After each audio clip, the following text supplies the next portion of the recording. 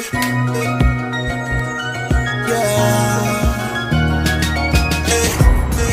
almost over for the summertime. I'll be home in a minute. She feed me good when it's supper time. Damn, I admit it. I'd rather be with you than to be with them. Wasting money, girl, ain't winning.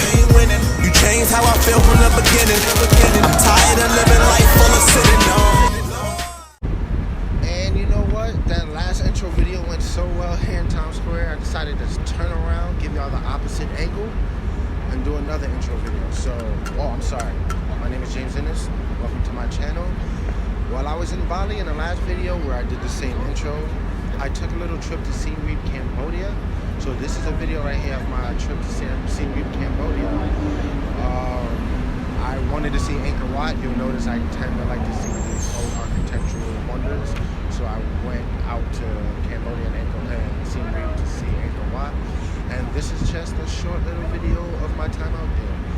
Once again, I apologize for the videos being shot in portrait and not landscape. In the future, we'll have videos purposefully shot for YouTube. So thank you. Like, comment, share, subscribe, all the things you're supposed to say. I wish I didn't turn around because people are taking Times Square pictures all around me. And I love it. Enjoy. Thank y'all. So I said it before, I'm always a fan of these flights where you get to walk right off the plane down onto the tarmac. I don't know why, I just always enjoy doing it. Even though in Cambodia it felt different, but whatever. And one thing I'll say about Cambodia right away, it is hot in Cambodia. I was in Cambodia in the summertime. It was 4th of July weekend, I want to say, and it was 700 degrees the whole time I was there.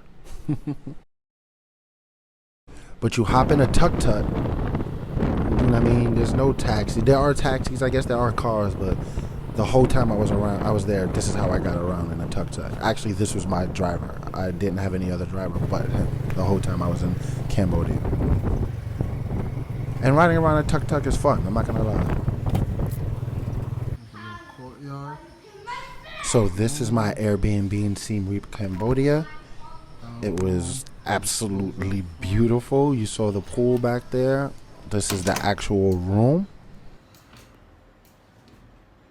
You know, it's nice. It's not too much, but whatever.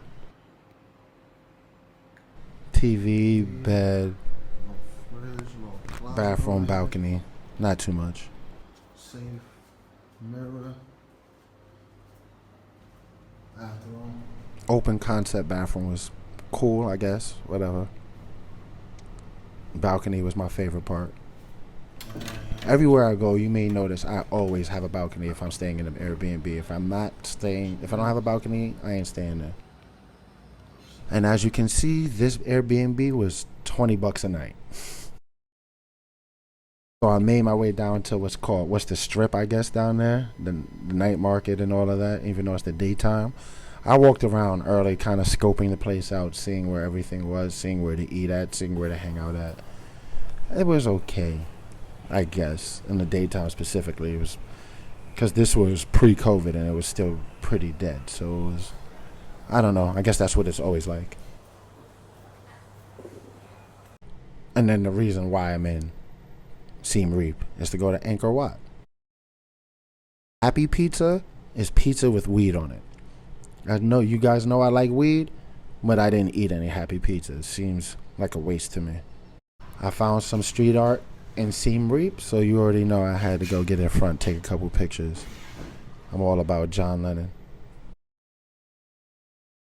Pub Street. Pub Street is actually where people hang out. That's what the strip is called. Pub. This is the absolute garbage weed I got when I was in Siem Reap.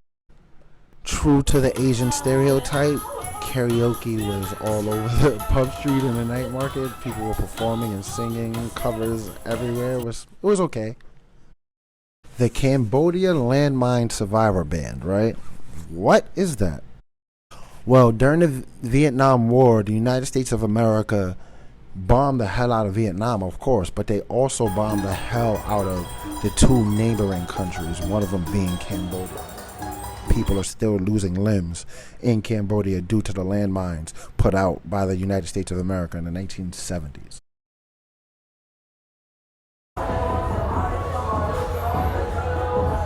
And this is, like I said, this is just people hanging out, partying. This is Pub Street. I was there during the World Cup.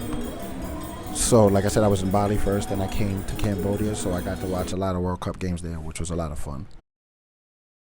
Night market is an actual market where you go shop at night. It's not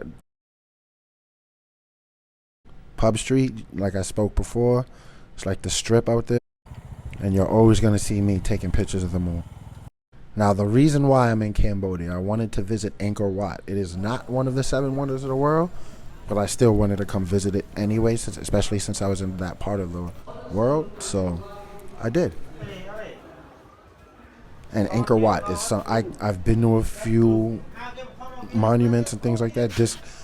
I can't explain Angkor Wat because it's in the jungle, right? So I don't know.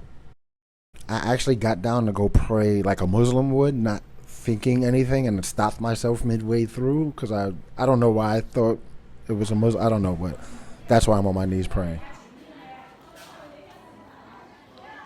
Angkor Wat is just a massive complex of these huge buildings engraved with stories. Like I always like to bring up, these aren't random depictions. These are stories being told on these walls. No, I don't know the story, but it was explained to me at one point.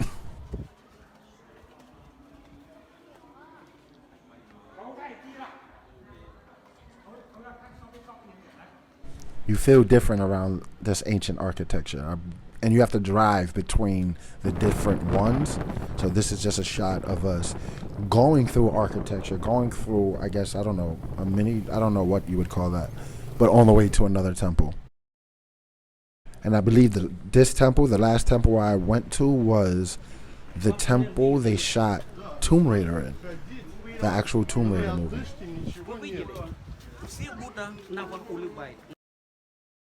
So if you recognize anything, it's because Lara Croft been all through this place.